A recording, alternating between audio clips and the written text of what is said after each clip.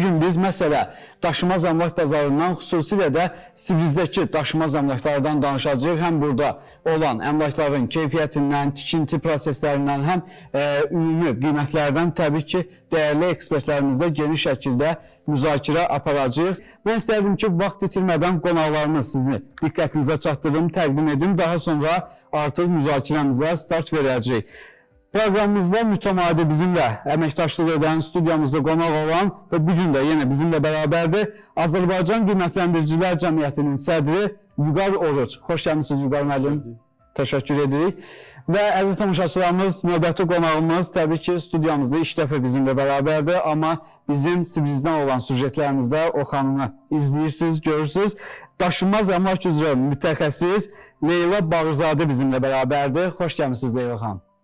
Bəy, xoş gəldik. Təşəkkür edirik. Və nəhayət, bizim proqramımızın dəstəkçiləri var, sponsorları var və o sponsorlar sırasında məsələ artıq uzun zamandır, illərdir mütəmadi əməkdaşlıq etdiyimiz Bestom şirkəti və şirkətin rəhbəri Sunay Əsədov bizimlə bərabərdir. Qeyd edim ki, artıq Bestom şirkəti Sibriz və Dreamlandda da layihələri sizə təqdim edir. Əgər daşınmaz əmlakınız varsa, həm əmlaklarınızı Bestom şirkətinə həvalə edə bilərsiniz, həm də yaxşı əmlak axtarışında olanlar Sunay bəyə və onun peşəkar komandasına müraciət edə bilər. Siz də xoş gəlmişsiniz. Xoş gördük Yaxşın bəy.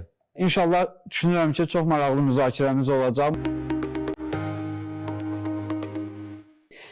Başlayardıq mövzumuza. Mən istəyərdim Sibrizdə olan, Sibriz ərazisindəki daşınmaz əmlaka marağın artmasının əsas səbəblərindən danışaq. Çünki bugün, belə deyərdim, həm ölkəmizdə, hətta xarici qonaqların, qonşu ölkələrdə də artıq Sibriz layihəsi çox böyük müzakirə olunur.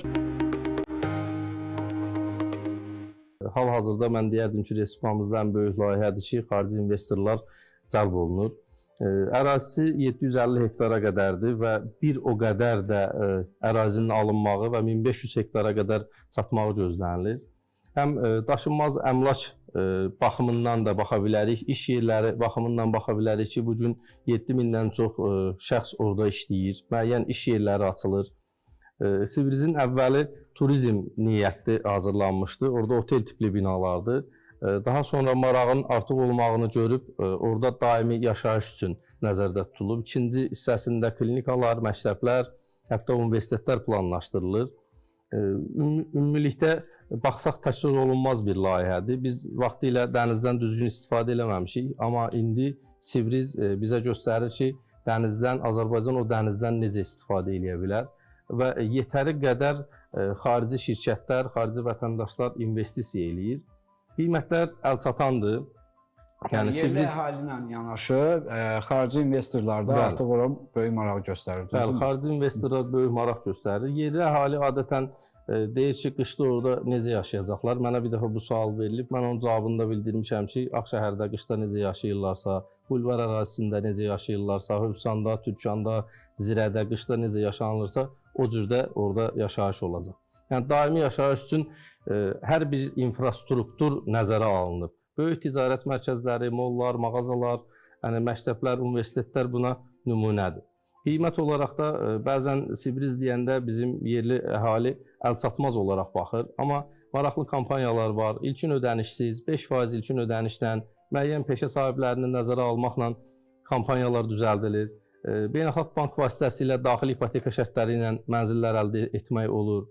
Sənədləşməsinə gəldikdə hər bir binada kreditdə olan mənzilin kupçası kredit bitdikdən sonra verilir. Sibrizin də birinci hissəsinin artıq çıxarışları, mənzillərin çıxarışları təmin olunur. Kredit şərtləri çox sadədir. 18 ay, 24 ay, hətta 72 aya qədər yəni kredit şərtləri var.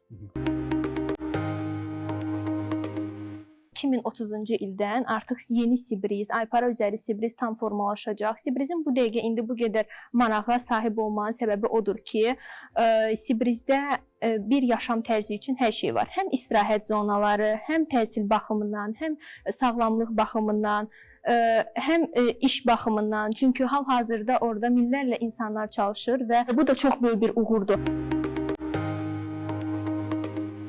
xarici investorların hal-hazırda bizə bu qədər çox maraq yaradılması odur ki, çünki bizdə Sibrizdə tikilən brend rezidensiyalar olacaq və brendированный otellər olacaq.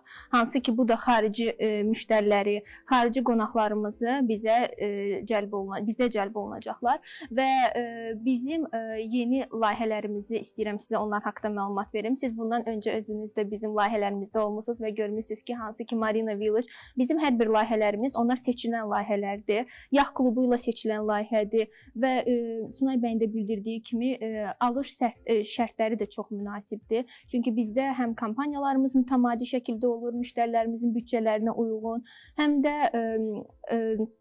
də şərtlərimiz var ki, misal üçün Panorama Baylisab, Reportaj Heights, Arabian Ranches, Brabus layihəsi, onların hər birində 15% ilkin ödəniş ödəyərək onları 48 ayda hissəli ödəyə bilərlər. Mən istəyərdim ki, Sunay bəy, siz də fikirlərinizi alaq. Çünki siz nəinki Sibriz, Dreamland ərazisində, həm Sumqayıt şəhərində, həm də şəhərimizin müxtəlif istiqamətlərində alqı-satqı, daşınmaz əmlakla məşğulsunuz. Ümumiyyətlə, baxın, Sibriz kimi böyük layihələr Bakının ətraf ərazilərində, elə Sumqayıt şəhərini də nəzər götürsək, bu ərazilərdə hansı təsir göstərir qiymətlərə? Ümumiyyətlə, təsiri varmı? Sibrizin ən böyük təsiri Sibriz ətrafı olan torpaq sahələrinədir. Bir neçə il bundan əvvəl 3-5 min manata bir sotu təklif olunan torpaqlar bu gün ərazilərdə 25-30 min manata təklif olunur. Yeni yolun salınmağı, yeni infrastrukturların olmağı çox böyük təsir edir. Şəhərin mərkəzindəki və şəhər ətrafında qiymətlərə təsiri rəqəmlərlə deyək, biz 200 min manata Sibrizdən mənzil əldə eləsək, il ərzində onun bizə verəcəyi gəlir 20-25 min manat civarındadır. Amma biz 200 min manatlıq şəhərin mərkəzində hansısa bir obyekt və yaxud da mənzil alsaq, onu 0,5% əmsalla icarəyə verə bilirik. Yəni, bu da bizə illik 10-12 min manat gəlir verir. Buna görə bugün investorların Sibrizə göstərdiyi əsas maraqlardan biri odur. Qiymət artımına baxsaq, hazır layihə, hazır təmirli mənzillər, bir otaqlı baxsaq studiya mənzillərə 250-300 min manat dəyərindədir. Amma tikintisi olan binalardan biz 80-90-100 min manata bir otaqlı studiya mənzillər əldə eləyə bilərik. Bu da Vüqar müəllimin qeyd etdiyi kimi layihə hal-hazırda icra mərhələsindədir. Yekunlaşanda mən deyərdim 100-150% qiymətə təsir eləyəcək. İnvestorlarda əsas maraq həmin o gəlirliyə görədir ki, yəni bugün yatırım eləyirlər və bir nəfər bir yox, bir neçə mənzil əldə eləyir. Bir neçə mənzil əldə eləyir, layihənin bitmə mərhələsində artıq çıxardır satışa. Yəni, bu hal-hazırda ölkədə investisiya mühitinə, daşınmaz əmlak mühitinə Sibriz çox böyük təsir eləyir. Və bu icarə qiymətləri haradasa qulağa çatanda biraz yüksək görsənir və deyirlər ki, yəni orada qalan var.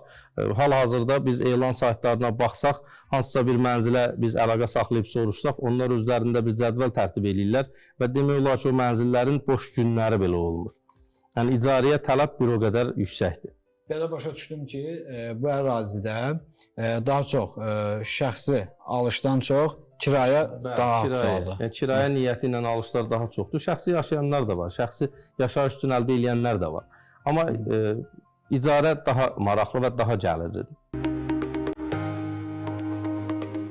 Rusiyada yaşayan Azərbaycanlılar Sibrizdən mənzil əldə edə bilər və mənzilin aylıq ödənişlərini və yaxud da tam qiymətini Rusiya ofisindən ödəyə bilərlər. Yəni, bizə bununla bağlı müraciətlər var və bu həqiqətən böyük bir üstünlükdür. Digər məsələləri Vüqar müəllim də, Leyla xanım da çatdırdı. Tövsiyə edirəm, daşınmaz əmlaka yatırım olunursa düzgün seçim etsinlər. Sunay bəyin bildirdiyi kimi biz yalnızca Rusiyadan yox, dünyanın hər yerindən biz ödənişlər bizim müştərilərimiz eləyə bilərlər.